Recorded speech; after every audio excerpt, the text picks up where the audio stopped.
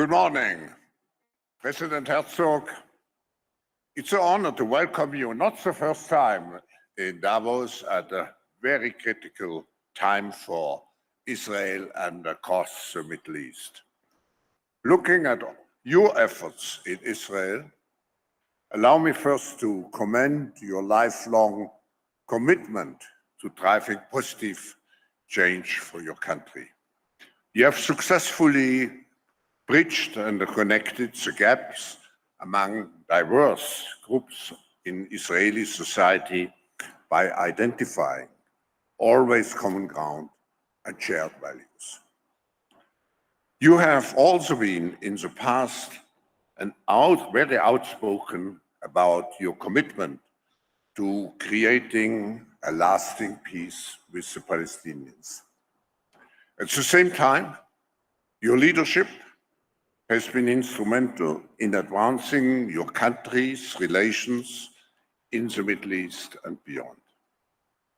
Notably, you made history as the first ever Israeli state visit to the United Arab Emirates in January 22, just 1 year ago. Mr. President, the atrocities by Hamas on October 7th shook the world to the core, and we will be interested to hear from you how your country sees the conflict going forward and what updates there are on the release of hostages. Top of our mind is also what steps are being taken to maximize the protection of civilians and the delivery of humanitarian aid. Mr. President, thank you again for being during those tough times with us, and we look very much forward hearing from you. After your speech, we will have a conversation with my colleague, Borge Brende, the President of the World Economic Forum. Thank you.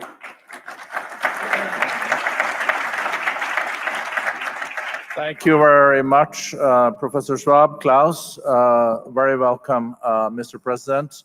You've been in Davos before, but that was before the atrocities of 7th of October, the terror attack that really hit Israel very, very badly. So maybe let's start, Mr. President, with you sharing how is the zeitgeist, how is the feelings now among Israelis?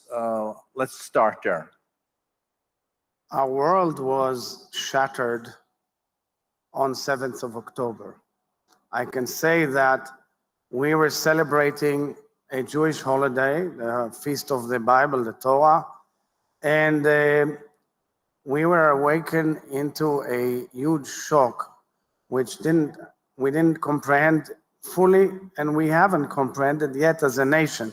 It was 6:30 in the morning, sirens all of a sudden blew up in the silence of the morning of a holiday where people are on vacation. Little did we imagine that we will see such terrible horrors, that we will see something that humanity hasn't seen for generations, that we will see something that has hit the Jewish people and the state of Israel in the highest numbers of Jews being killed since the Holocaust. And these are the facts, meaning we have seen atrocities, barbarism, sadism, rape, chopping of heads, burning of families. In one of the houses that was burned, there are barbed wires around a whole block of ash. This is a 5-people family. And most of all, the hostages. This is Kfir Bibas. Kfir today is celebrating 1 year to his birth. Exactly a year ago, he was born to his parents, Shiri, his mother, and his father, Yarden, and his brother, Ariel. And Kfir, his whereabouts are unknown. We know he was kidnapped by Hamas. We know that these barbaric terrorists have taken him and his mother and his brother and his father, who's in a different place. We know that they are going through hell, and we don't know their whereabouts. And the enemy, who supposedly advocates that he has a cause in life, is basically advocating jihadism, celebrating and glorifying terror, celebrating and glorifying the abduction of Kfir Bibas. And from here, this incredible world stage, I call upon the entire universe to work endlessly to free Kfir and all the hostages that are there, about 136 by now. No, thank you very much, Mr. President. Thank you for sharing this. Also, as Professor Schwab said in his introduction to you, and I've known you also as a man of peace. You always been someone that has said that we need peace in the Middle East, and the war is still ongoing in Gaza. How do you see an end of this war? And also that's probably related to the situation for the hostages. There are 100 hostages probably left. No, yeah, we have 136 hostages who are there, including 4 from the 2014 war, including Muslims, including women, foreign nationals, young girls, older women, Holocaust survivors or connected to the Holocaust. So you have from 1-year-old to 85-year-old. People of peace, many of them were advocates of peace. Oded Lifshitz was a major advocate of peace. He would work in Gaza. These communities were burned and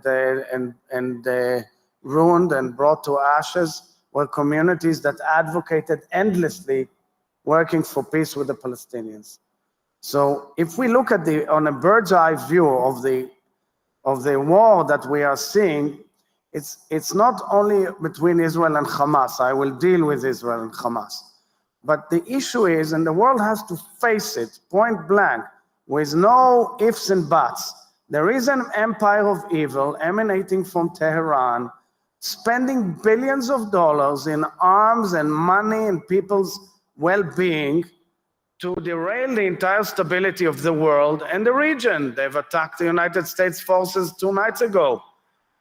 Openly, they have proxies all over the region, quietly lurking to undermine any peace process and any stability of the world. And that is exactly what we are seeing, and they have to be faced by a very strong coalition. Hamas is one major element of this jihadist ISIS-type culture, who has decided to launch a war against the well-being of the only nation state of the Jewish people, butchering and murdering Jews and Muslims alike in the most barbaric way, and we have to uproot them and enable a better future for the Palestinians, who are our neighbors. We don't shy away from the fact that the Palestinians are our neighbors. But if you ask an average Israeli now about his mental or her mental state, nobody in his right mind is willing now to think about what will be the solution of the peace agreements, because everybody wants to know, can we be promised real safety in the future? Every Israeli wants to know that he will not be attacked in the same way from north or south or east. You have Hezbollah in the north, armed up to its neck by Iran, financed by Iran, and simply firing ongoing and killing civilians and killing soldiers and going to war with Israel. And then the world tends to forget and time goes on, but the truth is that we are fighting a war for the entire universe, for the free world.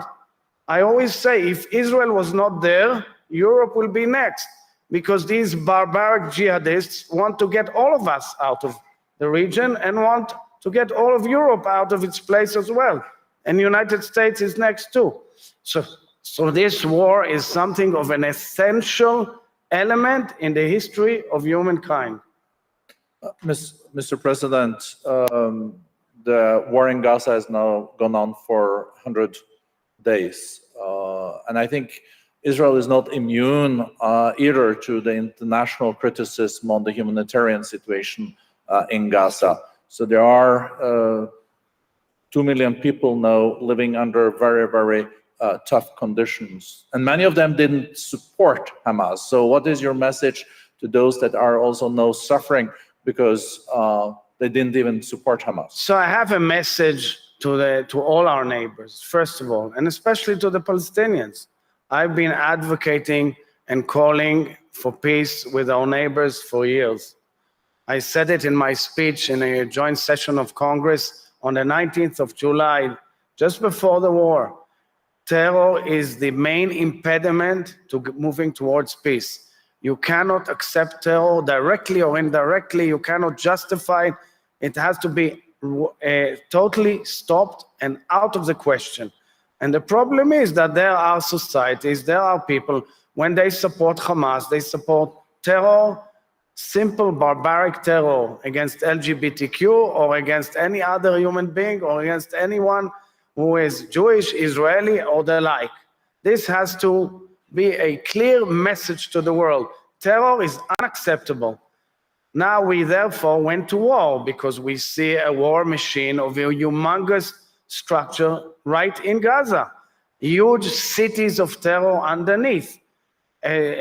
Tunnels that are higher than the size of the New York subway system. That means billions of dollars that had they gone to life above ground, we would have the most beautiful region in the world and move to peace. But instead they opted to go to terror. It was taken over by Hamas in a coup d'etat in 2007 after we pulled out of Gaza unilaterally to the last iota. And from then on, it became a platform of terror for Iran and all its proxies. And from then on, we had thousands of missiles on our head. And from then on, we reached this barbaric moment on this October 7th. And now we go in, according to our right of self-defense, and in every house, you find terror equipment. You pull up in a bedroom, you pull up the bed, you find a missile. A missile, hundreds of kilometers they can shoot. Everywhere you go, they can press a button and you have missiles on Israel like we had this week. We pulled out from the center, we had missiles. So we have to understand, if we have the right to defend ourselves, it's an inherent right to go catch the terrorists, clean up the houses and bring back their citizens. That is what we are trying to do. I'm not shying away from the human tragedy in Gaza. And you want to know something? We care. We care. It is painful for us that our neighbors are suffering so much. But how else can we defend ourselves if our enemies decided to entrench themselves in an infrastructure of terror of unbelievable size and scope? It's a very complicated battle. Everywhere we go, in shops, in living rooms, in bedrooms, in schools. In schools, you see, we had even ISIS flags in schools and symbols. I presented to the world Hitler's book, Mein Kampf, in living rooms. And a recent brochure that we found is directive by Hamas, how to run summer camps for children, titled, you have to instill in them the values of jihadism and resistance, which means terror. So let's agree, if the world wants to keep the world order of post-World War II in a decent manner, it has to fight terror and support fighting terror. And look at the Houthis, because here in the World Economic Forum, the Houthi issue is #1 priority, because it raises the cost of living for every family in the universe. A little tribe of 50,000 people amassed with weapons of an empire. I don't think Norway has such weapons. Ballistic missiles, cruise missiles, drones. What the hell is going on here? What is this? We are unraveling a huge system of evil that the world has to unite and say, we know it's difficult, what we are with Israel, to get the things done. And I welcome very much the fact that there is an international armada and coalition fighting the Houthis, because it's an issue that makes clear that terror cannot be acceptable anymore. So, Mr. President, some people would say that was a mistake in 2005 when Sharon pulled out of Gaza and also opened up for elections, and then Hamas came to power. But then, of course, this also has led to less momentum also for a two-state solution because Hamas has been there.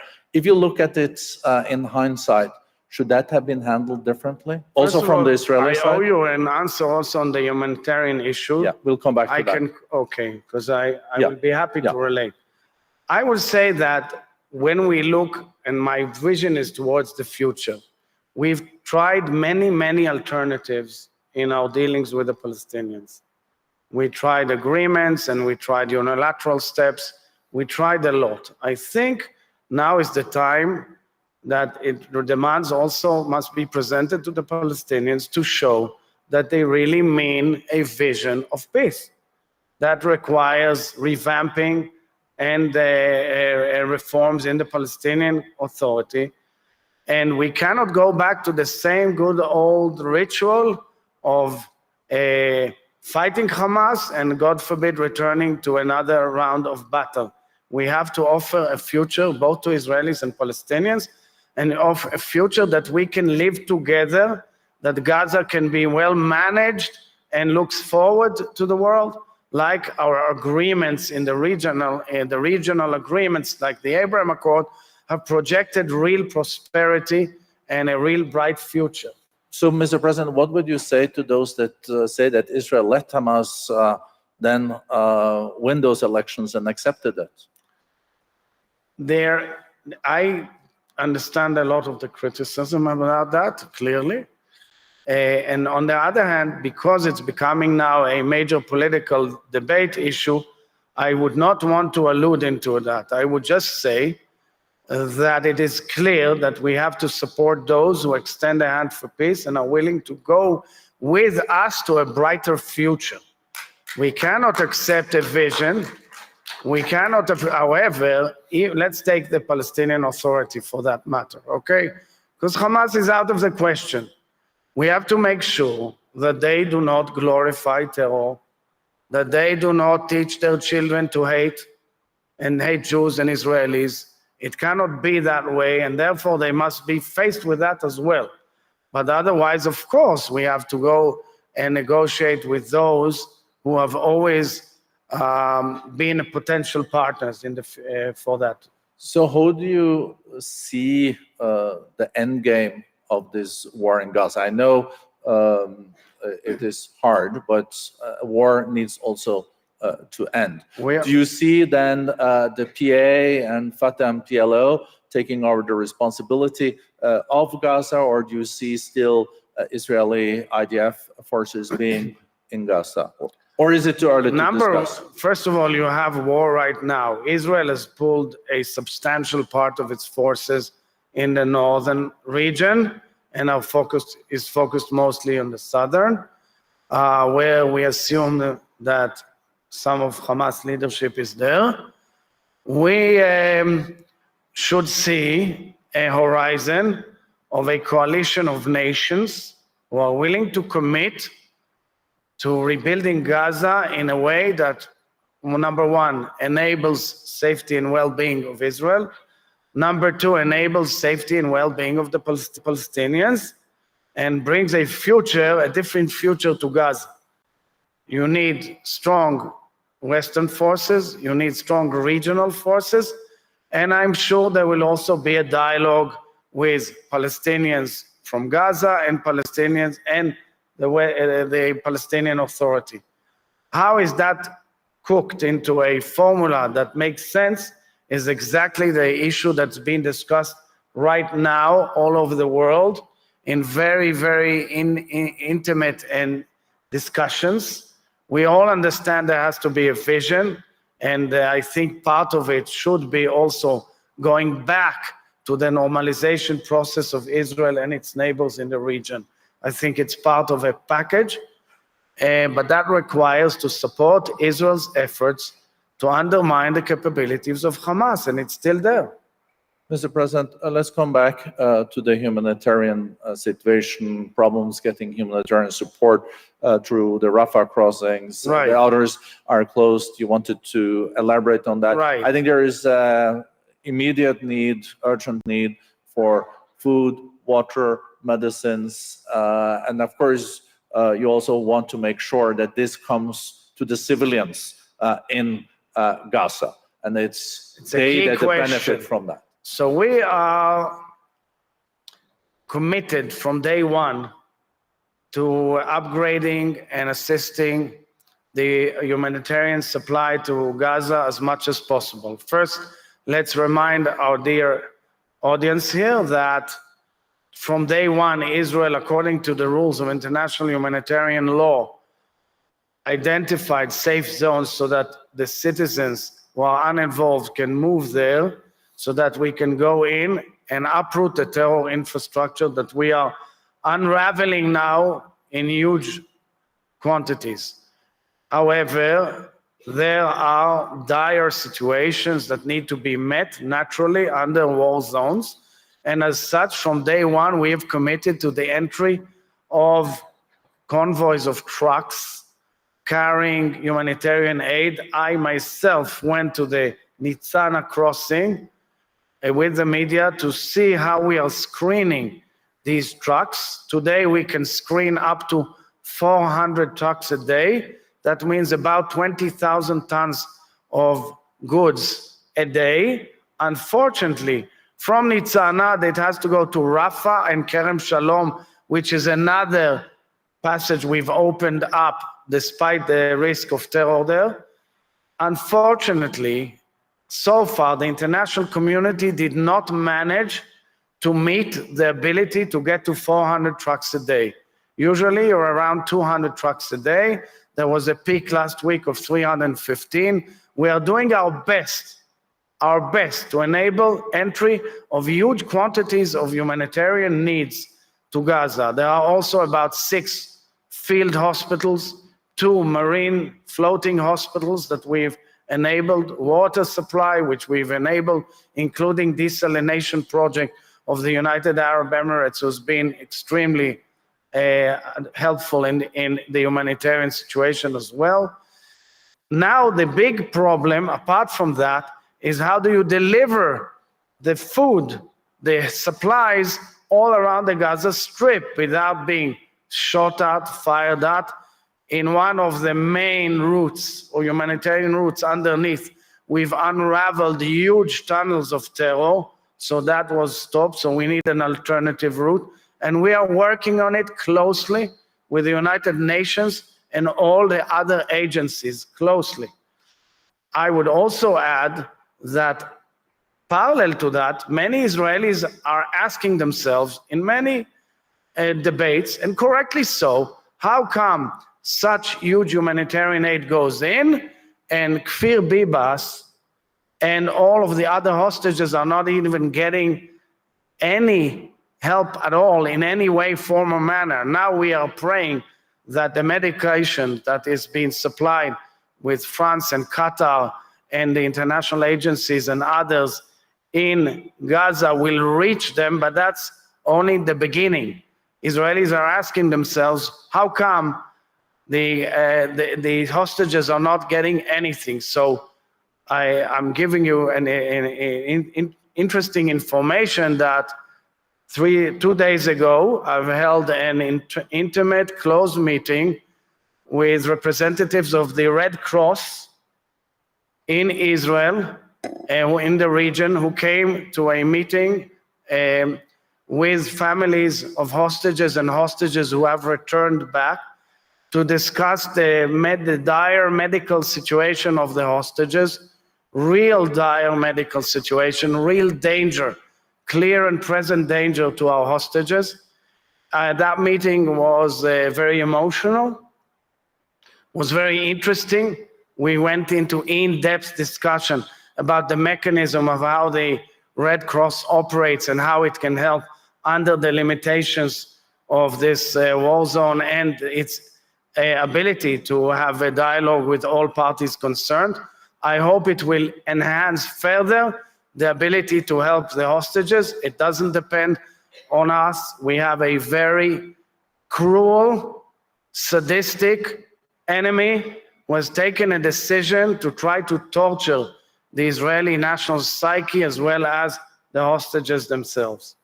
No, thank you, Mr. President. And I think the future of the hostages and their freeing is a key element also It is. in ending the Gaza war. But By the way, it's an important comment. Clearly, the solution and the release of the hostages is a key element in this crisis. People must not forget it. Mr. President, we've known each other for decades, and I know you always been also a man that has been advocating for peace. And you even have been advocating for a two-state solution when that was not the key topic in Israel. Today, we saw this terror attack on the 7th of October hitting Israel very hard, and it is a terrible situation. But then reflecting on the situation where the last decade there's been no momentum for the thinking around the two-state solution, because the argument has been that we got the Abraham Accords, things looks also better with the neighbors. Do you think that one underestimated the impact of not having a political process for a two-state solution, and there is no new momentum for that? I know it's premature, and you said that yourself, and I do fully respect that because of the war, but there needs to be a path also for peace in the future, and the path that you were on resulted in this. Of course, the polarization in Israel made also Israel more vulnerable because it wasn't ready for this. The focus was maybe somewhere else. I know there's a lot of... So you raised many topics here. The Israeli political system is always very interesting, I would say, full of debates and arguments on so many topics of the day and various agendas.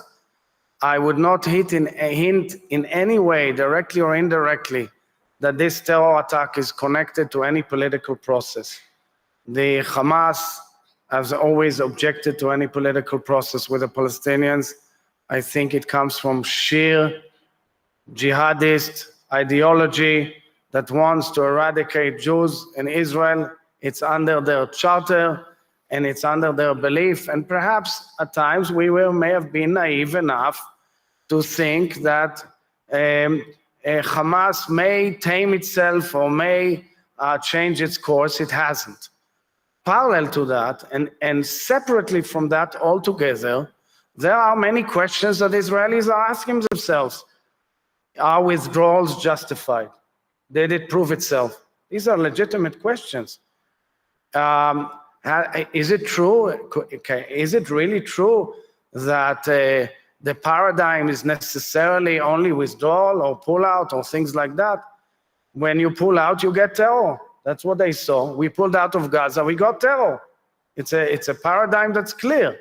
We got 10,000 missiles on the head from the moment we pulled out. There was terror before, but we have to admit there's terror afterwards. So these are questions that are legitimate to us.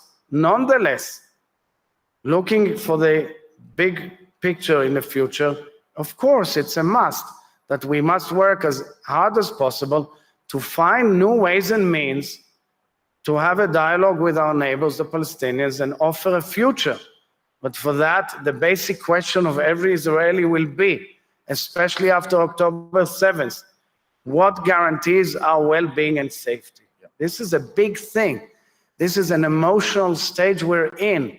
And I think that when nations come forward and say two-state solution, they have to first deal with a preliminary question, which is a core question for human beings. Are we offered real safety? What will be the safety? What's the outcome of any process? And can we guarantee safety for ourselves and our people? But Mr. President, and I must tell you, in the last 2 years before the October 7th, there was a huge wave of terror. that the world ignored. And Michal and me, we went going to bereaving families who have suffered horrible terror attacks, and nobody gave a damn in the world. So we have to understand, that's why I'm saying, guys, terror is off. The world has to fight terror with no mercy in order to hope, to bring real hope for the future. Well, thank you, Mr. President. Some would also argue then that it was the situation, the lack of process that led also to this. At least it is a fact that it took place. So it needs to be a different situation moving forward. You're saying Hamas cannot be a part of it, but there were also warnings from Ramallah and the PA to let Hamas then be conducting the leadership in Gaza, of course. But let me then go to the Arab. There's a question why the PA never wanted to make an effort to get back to Gaza, but we can argue about it for a long time. But of course, Israel cannot be in a situation, you're saying, where there can be, again, missiles and terror being coming from Gaza, and also, of course, not from the West Bank. But looking then at how can security be guaranteed in the future, because it wasn't guaranteed in what we had. It wasn't perfect either. And now you have to look into the future. And the Arab Peace Plan was saying, when it was launched, that all the Arab countries would then recognize Israel, and they would also contribute to a situation where they can guarantee that there were no terror and the security of Israel. Is that something that the regional context and also supported by the US and the EU that you will contemplate after this? Is that the way to move forward? So the regional context is an axis for development and progress. It's an axis for a better horizon for all parties concerned. And clearly the Saudi option as part of it, as the whole normalization process, is a key to the ability to exit from the war into a new horizon. It's still delicate, it's fragile, it will take a long time, but I think that this is actually an opportunity to move forward in the region toward a better future. I view that as a very important development. I encourage all parties who are discussing the option of normalization with Saudi Arabia. I believe it is a game changer, and it follows suit with the courage of nations such as Egypt, Jordan, and the Abraham Accords nations such as the United Arab Emirates, Morocco, the Kingdom of Morocco, and the Kingdom of Bahrain. It will mean a world change. And let me add that actually the trajectory before October 7th was the vision that was presented by President Biden in the G20 summit, which is the corridor, the connectivity between Israel and India, which means a connectivity between Europe and the South China Sea, which means connectivity between the United States and Australia through a different path, which is not the Pacific. This is the grand vision. That vision has been derailed by an empire of evil and will go back, undoubtedly in my mind, because of the desire of nations to move to peace. We are a peace-loving nation. We want to get to peace. Israelis are striving for peace. We care for our neighbors, but we are not willing to be attacked, and we want to preserve the well-being and safety of our nation. Mr. President, this shows also perspective for peace and reconciliation in the future. And I think you always been a leader that has been arguing for this. But do you think there will be a majority in Israel, in the Knesset, that will share this vision when this war is over? I think that it is for the Israelis to decide, because our nation is a democratic nation with strong pillars of democracy, and the spirit of debate is very strong, and these are legitimate debates. 24/7 we are immersed in this tragedy and in the debate as to how to exit from it? What should be the solution? We understand that the particles of the solution are complicated. You are dealing with many political clocks and considerations of nations. But I say from the onset, the basic values of Israel are peace and security. We have to answer both. And I think that the Israeli public has always shown its maturity when they know that they get something for real. Israelis lost trust in the peace processes because they could see that terror is glorified by our neighbors. It's a key element in the discussion. You cannot shy away from it. And on the other hand, we are, of course, not shying away from the fact that there are 5 million Palestinians, and we will have to find ways and means to deal with the issue and get to a future. But first and foremost, for that, in order to change the atmosphere, we need to get the hostages back, we need to prevent terror from recurring, and we should move on a trajectory of normalization in the region. And in the middle of this, South Africa brings Israel into the International Court of Justice in Hague. What is your reaction to that? So South Africa is outrageous in its behavior. Its attacks on Israel are outrageous. They basically support the atrocities and barbarism that we have seen on October 7th. They are supporting the sexual, gender-based violence that we have seen, and we are calling upon the entire universe to take action on that. They are supporting the barbaric, sadistic attacks on innocent civilians, violating a recognized international boundary. And it's a game of hypocrisy that South Africa is using the Convention Against Genocide, which was brought and enacted by the International Family of Nations following the worst atrocity of humankind, which is the Holocaust against the Jews in World War II, against the state of Israel, which is a nation state of the Jewish people defending itself under international law. I hope, and we all hope, that our case was heard well by the justices of the International Court of Justice in The Hague. Israel presented an in-depth and a very eloquent and convincing case, and I hope that our case will be heard loud and clear and decisions will follow suit. And I call upon the entire international community to stand with Israel and reject this claim.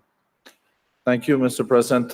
Last question. We do hope to be able to wish you welcome back to Davos. Absolutely. We're always happy in to a hear. year's time. I was identified as a global leader of tomorrow already 30 years ago, so you weren't so wrong. You know, Professor Schwab always had a good nose for then identifying future leaders. Last then question related to Nair. What is your hope and aspiration for where we are when it comes to Israel, Gaza, your relationship with the Palestinians, the Abraham's Accords, and also the regional cooperation in a year? What are you working towards? So look, Israel is a country that is benefiting the world with so many incredible ideas and initiatives. There in the crowd, there are people here who have brought forward the most incredible inventions and innovations, doing good and helping people. I will tell you a story.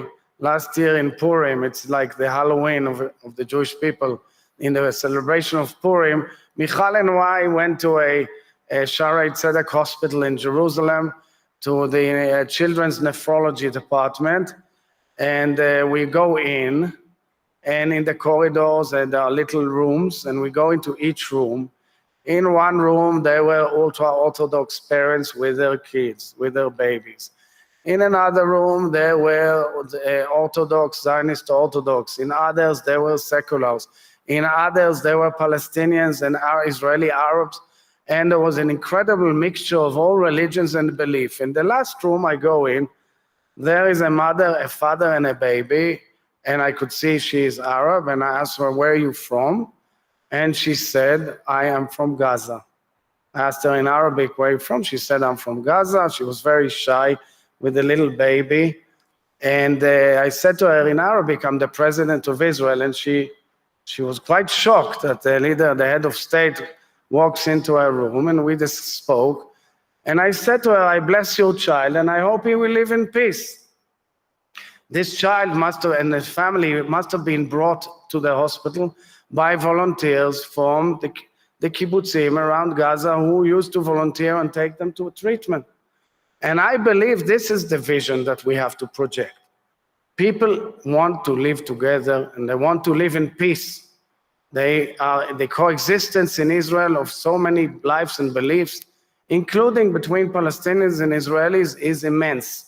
But we cannot allow forces of evil who want to ruin this vision and want to drive us into the abyss. We can't allow them to win. Thank you very much. Well, thank you. Thank you so much.